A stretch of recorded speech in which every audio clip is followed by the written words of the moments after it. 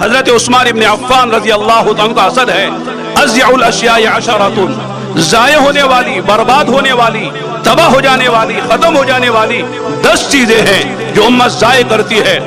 ان میں سب سے پہلے فرمایا عالم لا یسل، عالم ہمارے معاشرے میں ہے، علماء ہمارے درمیان میں موجود ہیں، لیکن علماء سے رجوع نہ کیا جائے، علماء سے تعلق نہ قائم کیا جائے، علماء کے علم سے استفادہ نہ کیا جائے، علماء سے مسائل نہ پوچھے جائے، علماء سے میرے دوستو دینی رہنمائی نہ لی جائے، تو گویا کہ امت اس عالم کو ضائع کر رہی ہے۔ لہذا عالم کے علم بھی زندہ رہتا ہے، عالم کو جو ہے علم ترقی بھی ملتی ہے۔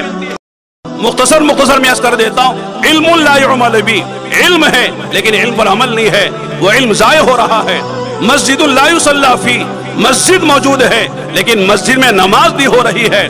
ومصحف لا يقرأ، اللہ کا کلام موجود ہے لیکن اللہ کے کلام کی تلاوت نہیں ہو رہی ہے۔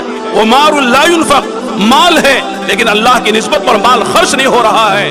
وہ سلاح لا يستعمل، ہتھیار ہے، طاقت ہے، وہ اللہ کے دین کے لیے استعمال نہیں ہو رہے ہیں۔ اور فرمایا ورائے ثواب لا يقبل، بہترین رائے سامنے آ رہی ہے، رائے دینے والا عمدہ رائے دے رہا ہے لیکن رائے قبول نہیں کی جا رہی ہے۔ وہ خیر لا يركب، فرمایا آدمی کے پاس سواریاں ہیں، وہ اللہ کے دین کے لیے استعمال نہیں ہو رہی ہے۔ وہ عمر طویل لا يتزود صاحبه لسفره، فرمایا اللہ نے طویل عمر دی ہے لیکن اس عمر سے آدمی اپنی آخرت کا توشہ نہیں لے رہا ہے۔ آخری بات فرمائی وعلم الزہد فی بطن من یرید الدنیا، فرمایا زہد کا علم آدمی خوب دنیا کی حقارت کو بیان کرتا ہے، دنیا کے بے قیمت ہونے کو بیان کرتا ہے، دنیا کے فنا ہونے کو خوب بیان کرتا ہے۔ علم بہت ہے لیکن دل سے چاہت دنیا کی ہے، دنیا کی محبت دل میں گھسی ہوئی ہے، فرماتے علم ضائع ہو رہا ہے۔